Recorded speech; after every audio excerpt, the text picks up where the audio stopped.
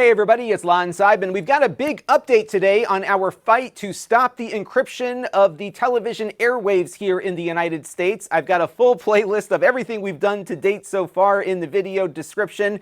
We've gone pretty far with this. In fact, Tyler the Antenna Man and I actually traveled to Washington, D.C. to meet with the FCC about this issue. And I've got some good news, I think. So just yesterday, which was surprising given the fact that the U.S. government is currently shut down, the FCC put up a draft of proposed rulemaking about the ATSC 3 transition. And there are some things in here that broadcasters were asking for, but there's also a lot in there that we have been asking for, so much so that it looks as though this DRM issue is going to be one of the critical decisions that the FCC is going to make, and they are asking for a lot of information, not only from us, but from the broadcast industry as well. We're going to dive into this. There's a lot of text that we're going to be talking about on screen here, but I think it's important to lay the foundation so that you can know where you fit in, because there is more opportunity now to present your side of the story and what you're experiencing. Let's get to it. All right, so let's dive into this. This is a 69-page document. You can find it at Lon.TV/DRM 107. That will download the whole thing. I'm going to pick out the parts that I think are most relevant for what we as the viewing public care about, but there might be some other stuff in there that you might find interesting, so definitely take a look at it. So the first thing, though, I wanted to cover is what is changing for broadcasters. What they are proposing here is to end the simulcasting requirement. So up until now, if a broadcaster was using the new ATSC 3 standard, they had to have the very same channel on the ATSC 1.0 standard so that viewers didn't lose out. They're now looking at getting rid of this so that if a broadcaster wanted to fully switch over tomorrow, they could do it. And so we may have more to talk about in a little bit related to this, but that's one of the big things they are looking to do. Related to this, and this might be interesting to some of you video nerds out there like me, they're proposing that MPEG-4 be allowed on 1.0 streams in certain situations to help enhance the spectral capacity. So generally, ATSC 1.0 channels are MPEG-2, and although some channels on those sidebands do MPEG-4 for better efficiency, the main channels had to be on MPEG-2 only, and the FCC is looking at potentially kind of a stopgap measure here to allow MPEG-4, which I think would be a big improvement. And they were curious in this filing how extensive MPEG-4 support is out there for tuning devices. I would say probably very extensive unless you have a super old television. So this will be interesting to keep an eye on. But the big issues here relate to NextGenTV, tuners, and encryption. So one of the things that they are asking about in this is the tuner mandate. This is what kind of split all the partners up here, because the broadcasters are asking the FCC to mandate that ATSC 3 tuners get put into every new television. The consumer electronics industry has said, no way, we're not doing that because the tuners are too expensive. And so we've had this big schism here, and the FCC is weighing whether or not it should require those televisions to have those tuners or not. So that's on there. They seek some information on what the cost of those tuners might be. They want to get more information on some of the surveys that the CTA sent to the commission that found there was an average of an $80 price increase when you included an ATSC 3 tuner versus the ATSC 1 set. In our own research, we found that there are very few ATSC 3 sets available at retail. Walmart, for example, one of the biggest sellers of televisions in the United States, doesn't even have a single ATSC 3 television on their retail sales floors. And then the next section of this report deals a lot with the encryption, and there is a lot going on here, and there's a lot that the FCC is apparently considering based on how they're asking these questions. So they begin the encryption section here asking for comment about whether the FCC should adopt standards or rules concerning the encryption of free over-the-air television. This is something that all of us have been raising to them. This is something Tyler and I brought to them and really focused on in our presentation, which was the fact that this encryption scheme is being regulated essentially by a private commercial entity that doesn't even make up the whole of the broadcast industry. And clearly they are concerned about this, so much so that they're asking about whether they should be the ones to look at these encryption rules versus turning it over to a private agency. Moving further in here, they reference the thousands of consumer comments that have appeared in the docket, and they note that many of these were filed by early adopters even before the Commission's most recent public notice. And this is why it was so critical to get your comments in, because they can't consider it as part of the record unless it is on the record.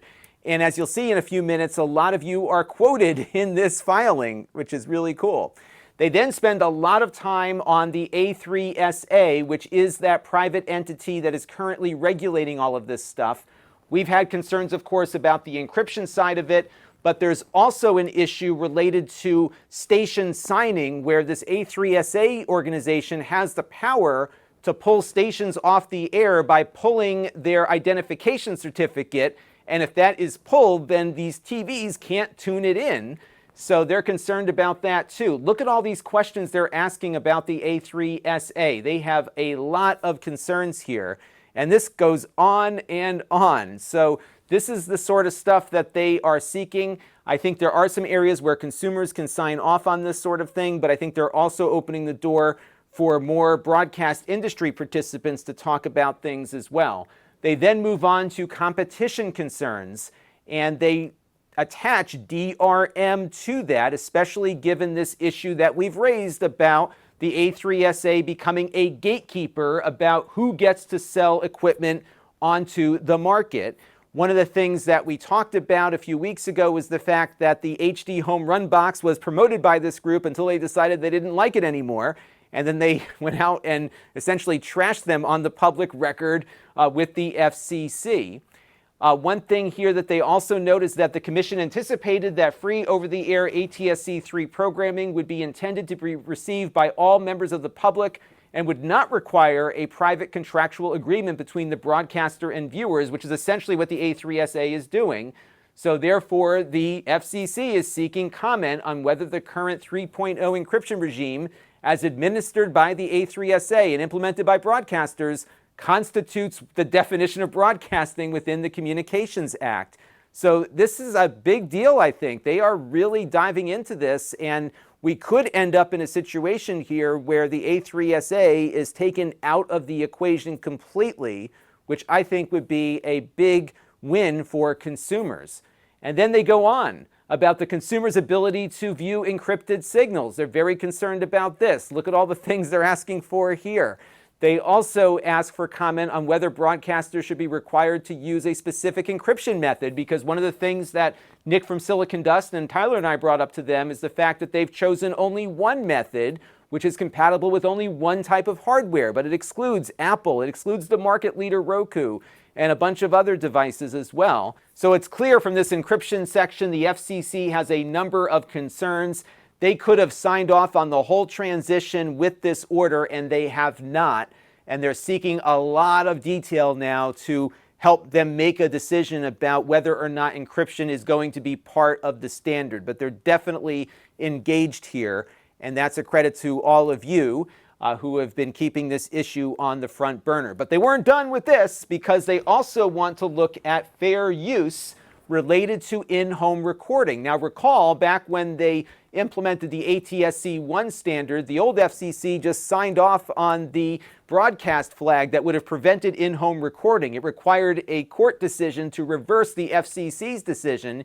Here the FCC is expressing some concern that the fair use of consumers to record in the home might be violated by this DRM encryption, and they're seeking comment on that. They also reference the industry's encoding rules that they put together for NextGenTV. Now, what the broadcasters have always said was, well, we have these encoding rules, and look, we allow people to record television, but those rules only apply to simulcasted broadcasts, not to a standalone ATSC 3 broadcast that would presumably be the standard in the future. And the FCC didn't fall for it. They note that these rules only apply to simulcasts, and they seek some guidance on what the rules should be moving forward. So I see all of this as a tremendous amount of progress. the fact that they care about fair use, the fact that they're concerned about the A3SA, the fact that they're concerned about encryption standards and who sets the rules,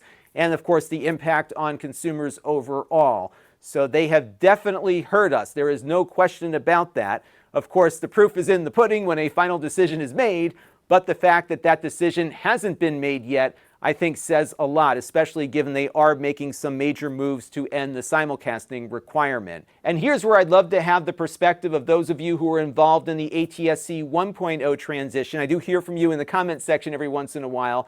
I'm curious from you as to whether or not there was this much discussion about the broadcast flag during that period of time. And you'll recall the FCC allowed the broadcast flag only to have it reversed in a court decision. Here, they're putting a lot of effort into the docket to think about this ahead of a decision, which I definitely don't think happened before, but I could be mistaken. So let me know down in the comment section. But I think this is a significant development here. Also, I wanted to point out just how many general consumers like you they are referencing here. So they did go into the docket and looked at everything that people submitted. And you'll see that there's a lot of comments in this document from all of you. Tyler and I got mentioned, I think, at least 4 or 5 times in this as well. So those comments get read. They do get looked at. And I think that's why it's so important to get your name into that record and share your thoughts with the commission, because your experiences really do matter here. And none of this would be talked about right now if not for all of you who submitted on the docket. So now what? Well, at the end of the month, provided the government reopens, there will be an FCC meeting to vote on this document. And if they vote for these rule changes, what's going to happen, at least out of the gate, is that the simulcasting requirement goes away. We might see MPEG-4 broadcasts get approved in certain situations.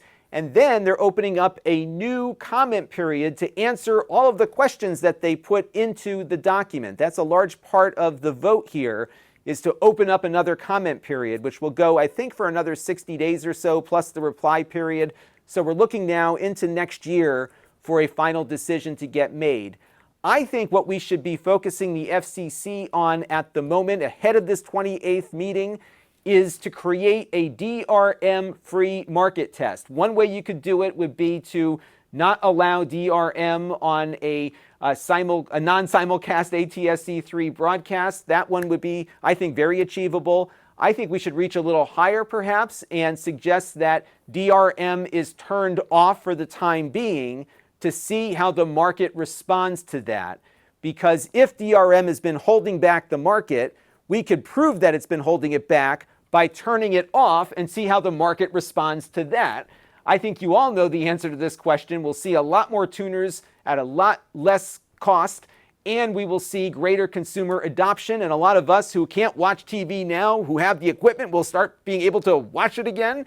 So I think there's tremendous opportunity here for the FCC to do a real live market test. If we're about making this whole transition a market-based thing, let's test the market, turn the DRM off, and see what happens. I think something might happen. I think all of you do as well. So that is something we should start thinking about filing in the short term. And then on the long term, we should think about filing responses to the questions that they're asking for a more permanent decision. So get ready to file. And to do that, I've got my instructions up at Lon.TV/FCC instructions. One other thing I was thinking about with this, and Tyler, the antenna man, and I kind of came up with this idea together, is that perhaps we should all, in our filings, also include a picture of us with our encryption messages telling us we can't watch television, because I think it would be good for the commissioners to see that there are faces attached to these citizens who have been denied access to the public airwaves. Tyler did that with great effect with his antenna pictures that he did and filed with the FCC. You might have seen that in his video that he did a few weeks ago. And I think this would be another thing we can do to just let the commissioners see our faces and how frustrating it is to have encryption blocking public airwaves. So that is it for this update. I think we've got a lot of homework to do here. I did file something yesterday and it hasn't shown up yet. So I think the government shutdown might prevent this stuff from getting in front of the commissioners at the moment. But I would file it anyhow because those electronic submissions do still work. The data is being collected. and at some point when the government reopens, they'll get those things out on the docket. So definitely get to work here. Again, let's look at a DRM moratorium as our short-term goal for October 28th. I don't think it's necessarily realistic to think that they would make a big change like that, but they have the power to do it, so we may as well suggest it and have a real market test. I think that would be a great start. That will do it for this one. Until next time, this is Lon.TV. Thanks for watching.